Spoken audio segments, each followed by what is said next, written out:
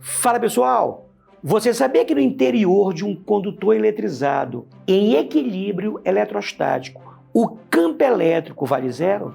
Então curta, compartilhe, se inscreva no nosso canal e ative o sininho para receber as notificações que depois da vinheta você saberá.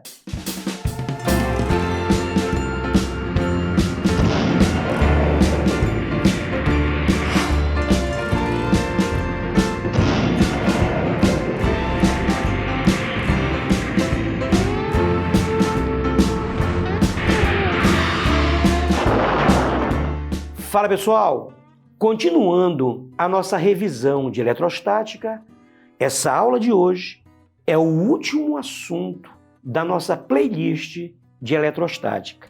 A gente vai falar sobre os condutores eletrizados em equilíbrio eletrostático. Tudo bem? Então bora lá.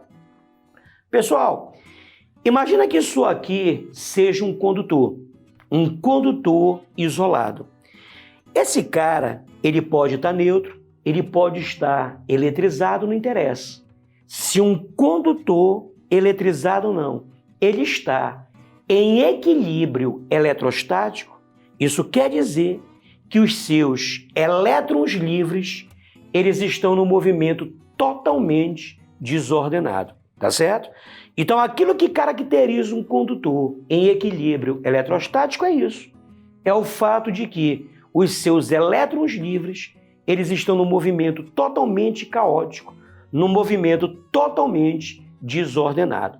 Uma outra maneira de se dizer é um condutor, ele está em equilíbrio eletrostático quando não há no interior dele ou na superfície um fluxo ordenado de elétrons livres. Seria uma outra maneira de se dizer. Porque, pessoal, é o seguinte, olha, para você ter um fluxo ordenado de cargas elétricas, é necessário que você tenha uma DDP. Se você se lembra das últimas aulas de eletrostática, uma vez eu te disse que o potencial elétrico ele é uma espécie de altura elétrica. E a DDP, que é a diferença de potencial, ela nada mais é do que um desnível elétrico. Pessoal, imagina que você tenha sobre uma mesa algumas bolas de, algumas bolas de bilhar.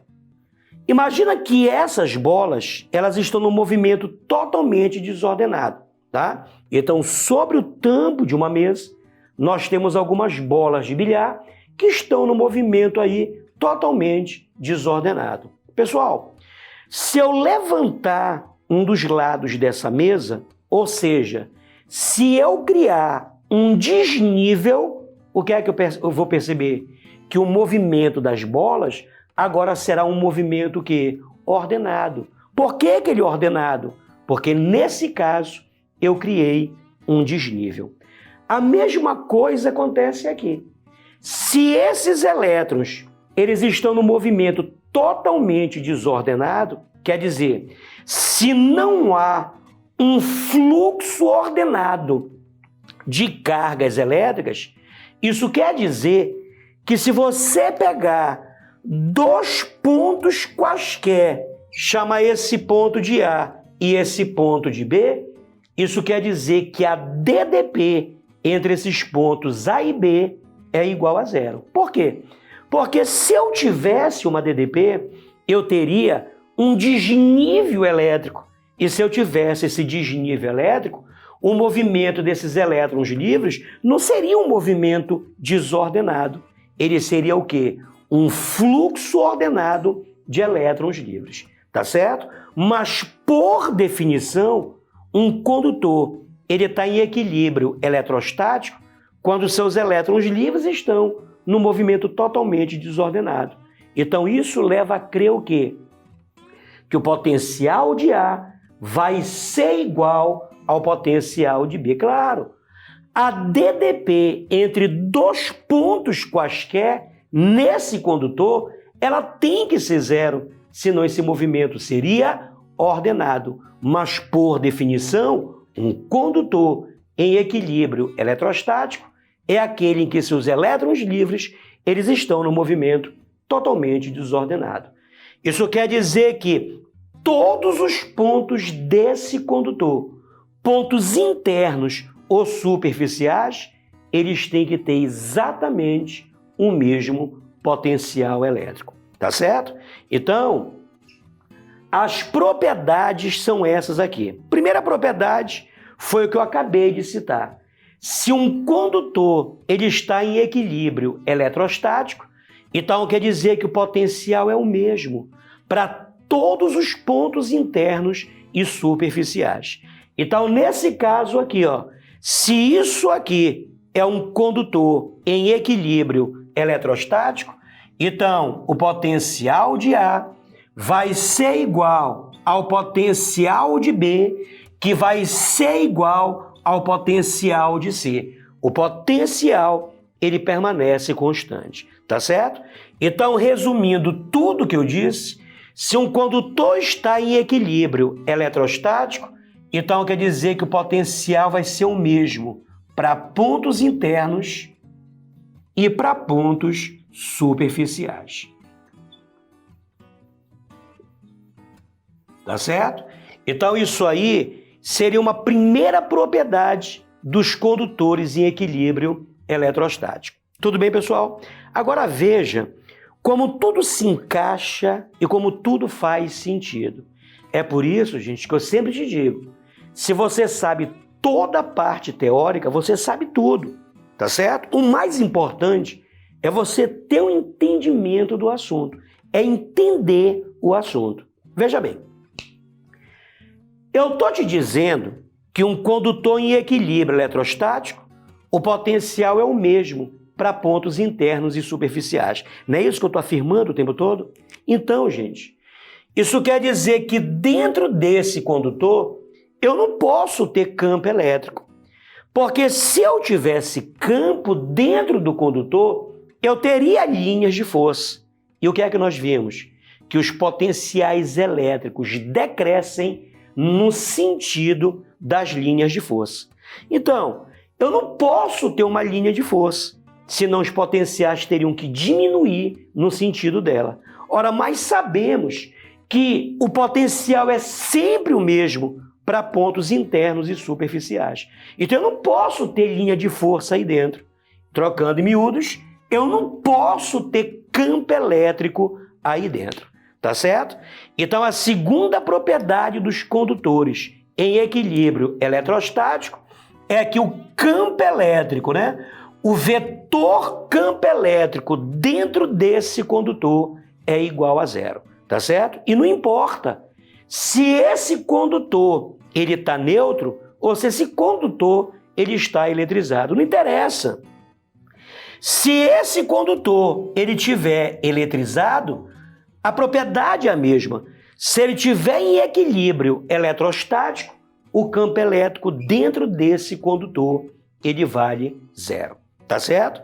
E o mais interessante de tudo, gente, que essa propriedade, ela vale tanto para condutores maciços como para condutores ocos.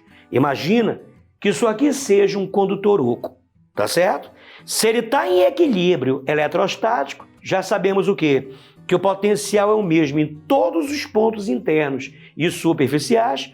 O campo elétrico dentro desse condutor, quer esteja eletrizado ou neutro, esse campo ele vale zero, tá certo? Esse campo ele vale zero tanto na parte oca quanto na parte maciça desse condutor. Tudo bem, pessoal? Tá certo? Não interessa se ele esteja neutro ou se esse cara ele está eletrizado. O campo elétrico ele vai ser nulo tanto na região oca quanto na região maciça. Tudo bem, pessoal? Gente, uma propriedade de condutores ocos, uma propriedade que já tinha sido observada por Michael Faraday, é a chamada blindagem eletrostática. Pessoal, imagina que isso aqui seja um condutor oco grande, de modo que uma pessoa possa entrar nele. Veja, Esse cara, como eu te disse, ele pode estar eletrizado, não interessa. Mas se uma pessoa estiver dentro desse condutor, ela está blindada de efeitos elétricos externos. Por que ela está blindada? Porque o campo elétrico dentro dessa região, ele vale zero. Tudo bem? O próprio Michael Faraday, ele criou um experimento que ele é muito conhecido e muito divulgado em física. Ele mandou construir uma gaiola metálica, essa gaiola ligada a um gerador eletrostático.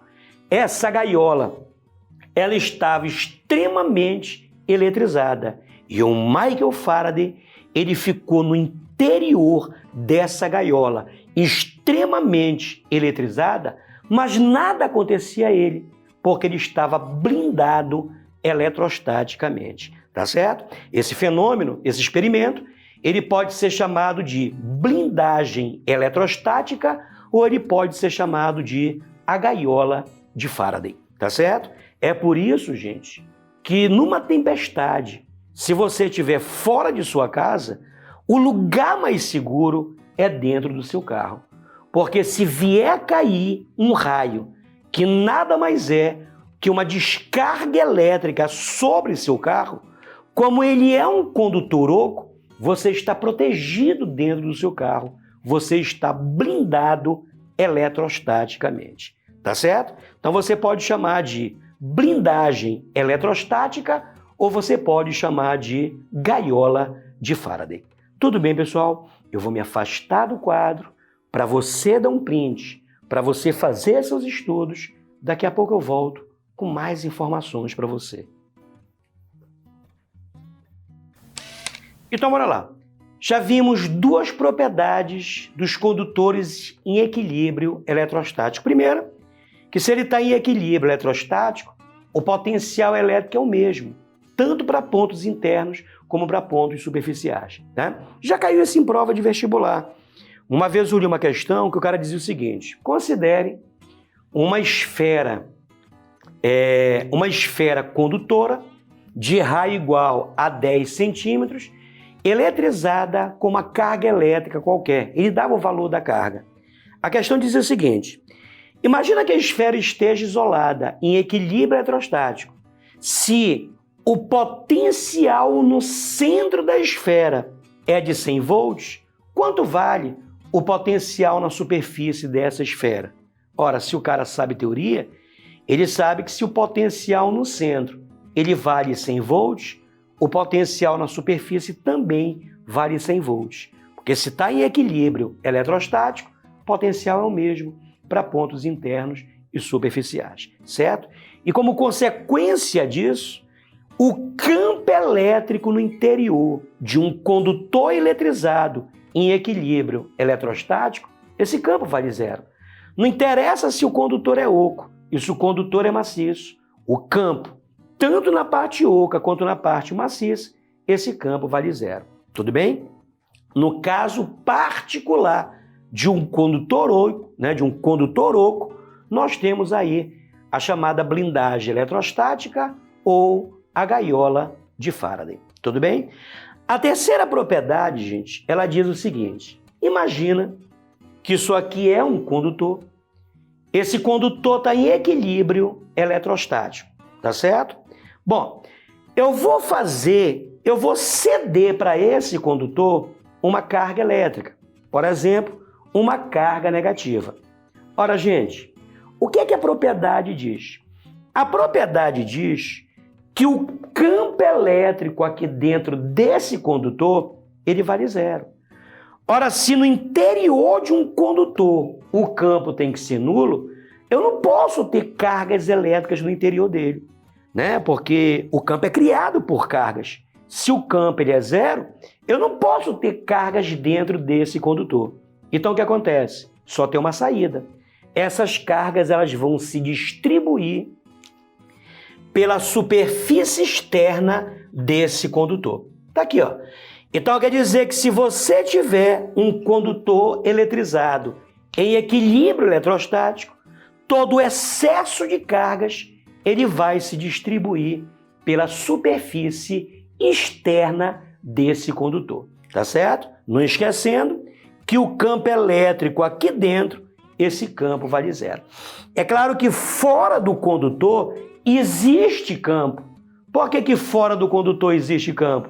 Porque as cargas migraram para a superfície externa desse condutor. Tudo bem? Uma outra maneira simples de você explicar isso seria, se ele está em equilíbrio, eu dei para esse condutor uma certa quantidade de carga negativa, essas cargas se repelem e elas tentam ficar o mais distante possível uma das outras. E esse mais distante possível seria onde? Nos limites desse condutor, ou seja, na sua superfície externa. Tudo bem, pessoal? Então, todo excesso de cargas em um condutor eletrizado em equilíbrio eletrostático, esse excesso de cargas vai se distribuir pela superfície externa desse condutor.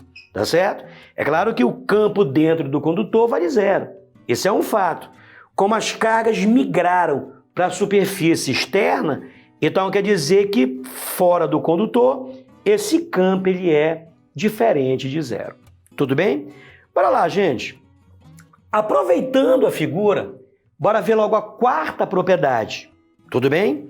Então imagina que esse cara aqui tem um excesso de cargas. Acabamos de ver que todo excesso de cargas ele vai se distribuir na superfície externa. Tudo bem? Acabamos de ver isso. Lembra? Sabemos também que o campo elétrico dentro desse condutor, esse campo vale zero. Como as cargas migraram para a superfície externa, então fora do condutor, esse campo ele é o quê? Diferente de zero. E se numa questão, gente, o cara pedisse para você representar o campo elétrico fora desse condutor, como é que você se comportaria? Lembre-se, se a carga geradora é positiva, o campo sai. Se a carga geradora é negativa, o campo entra. Então, como a carga ela é positiva, o campo elétrico sai da superfície desse condutor. Tudo bem? Agora, e se eu fosse desenhar algumas linhas de força aí? Como é que eu faria? Veja, aquilo que eu sempre lhe digo, se você sabe teoria, você sabe tudo.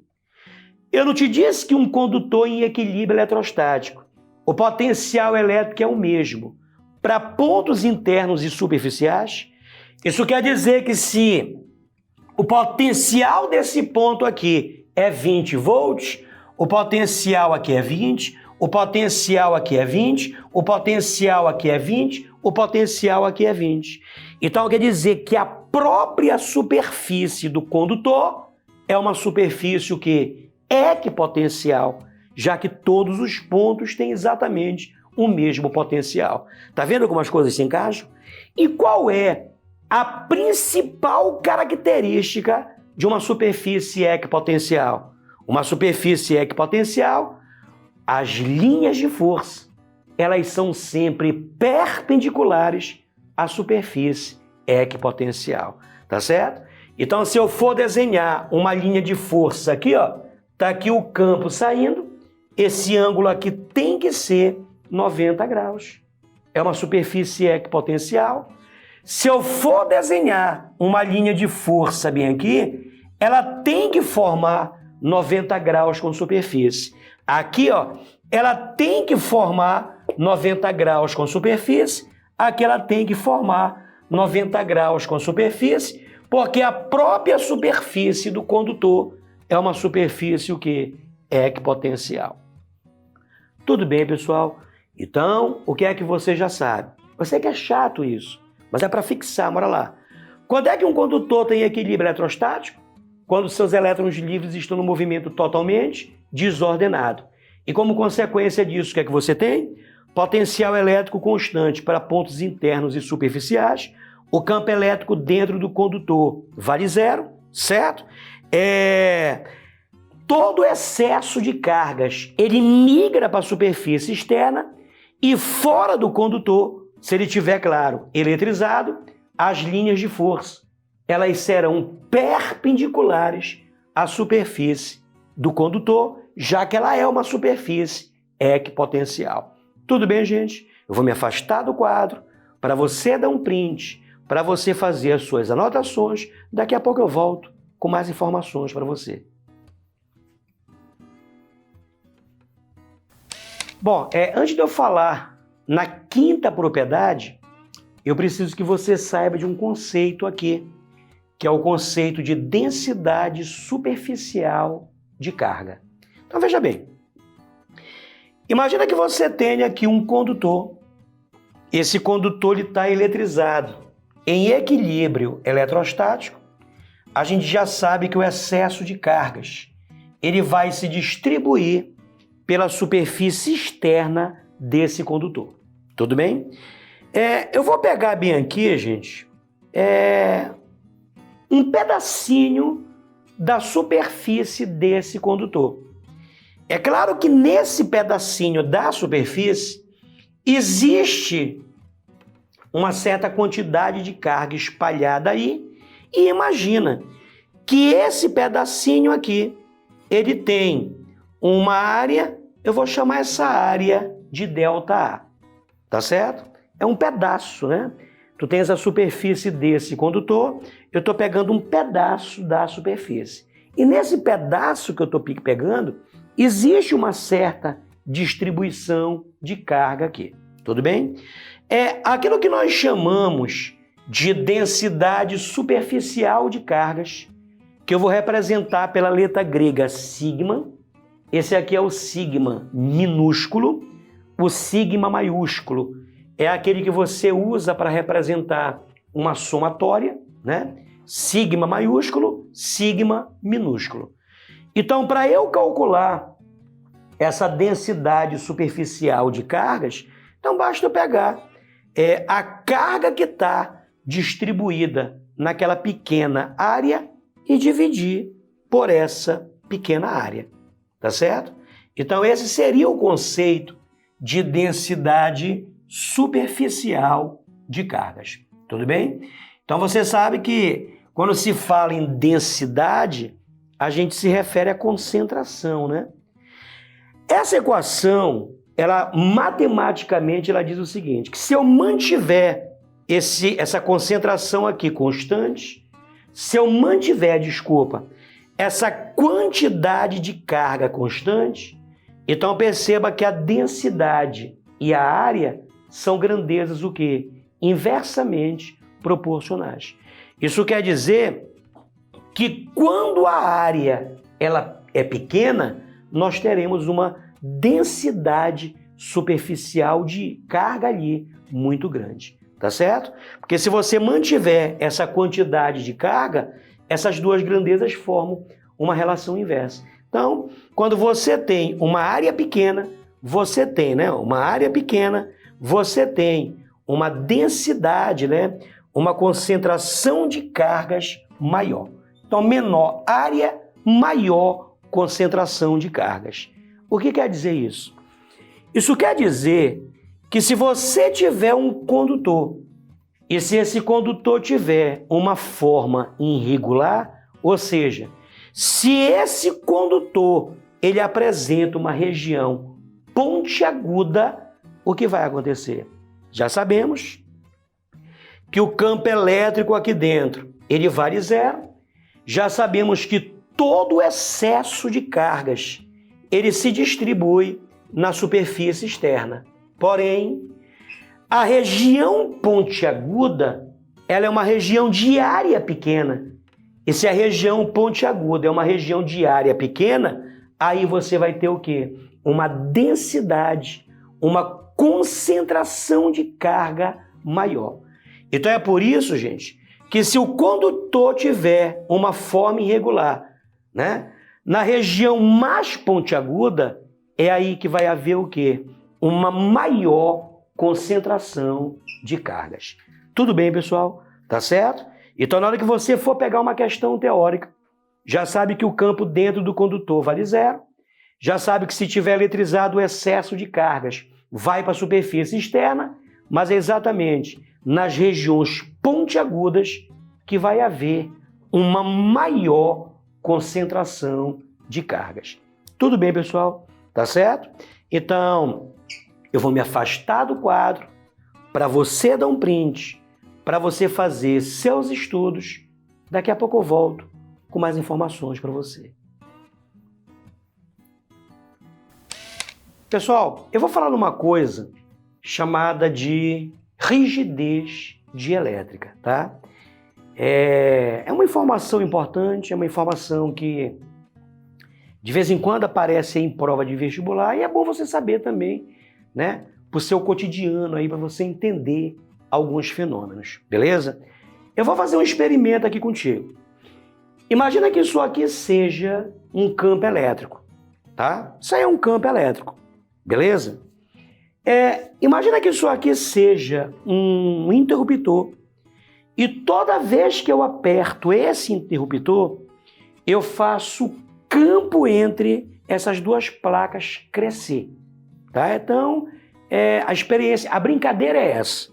Nós temos aqui duas placas eletrizadas, nós temos um botão e toda vez que eu aperto esse botão, eu faço o campo entre essas duas placas crescer, beleza? E eu vou colocar aqui dentro, entre essas placas, um material isolante. Eu vou pegar o isolante mais barato do mundo, que é um gás. Isso aqui é um gás. Pode ser até o nosso ar atmosférico. Tudo bem? É claro que se você pegar e colocar um gás aqui dentro, a gente sabe que gases, em geral, eles são isolantes. Tudo bem?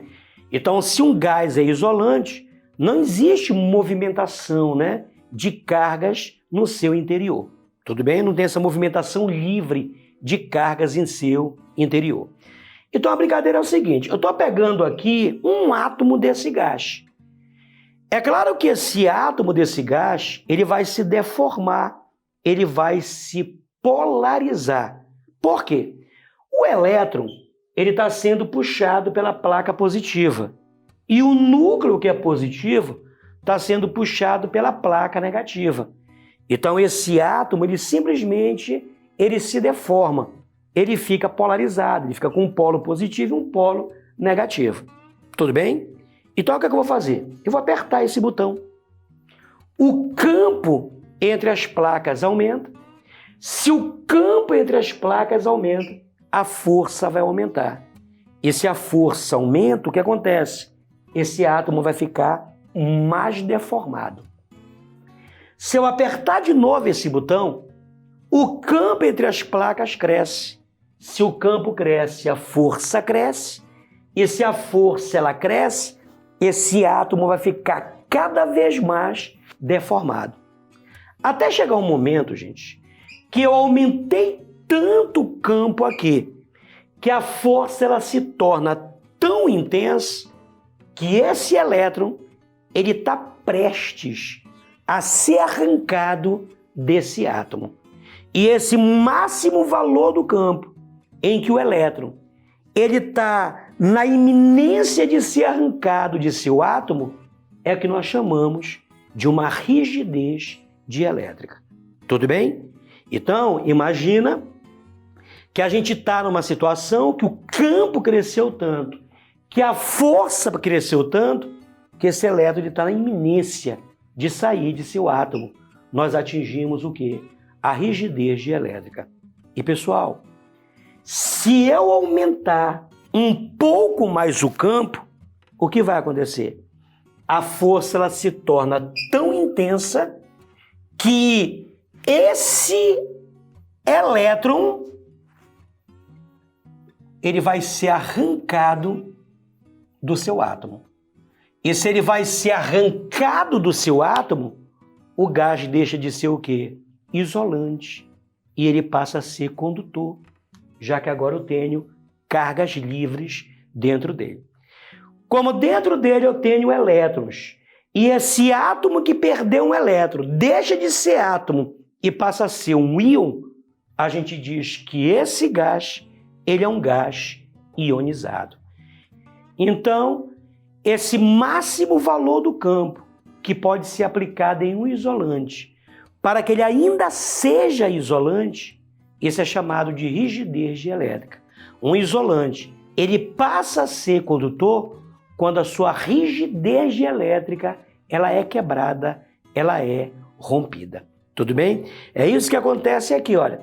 Ao redor desse corpo nós temos o ar atmosférico, que é um gás, que é isolante.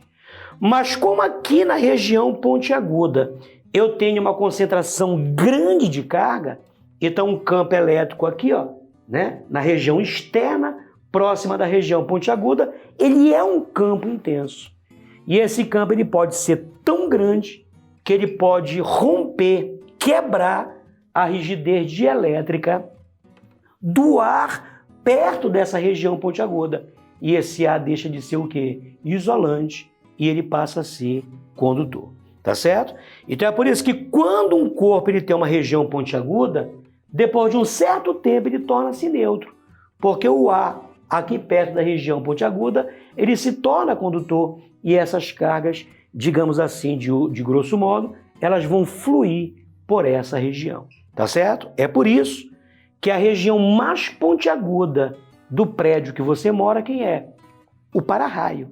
Ele de propósito é uma região pontiaguda, para que o ar ao redor dele se torne condutor e ele consiga direcionar um raio para cima dele para ser jogado para o subsolo do prédio. Tudo bem, pessoal? Eu vou me afastar do quadro para você dar um print para fazer seus estudos e a gente volta num próximo vídeo com uma nova playlist para você. Um grande beijo.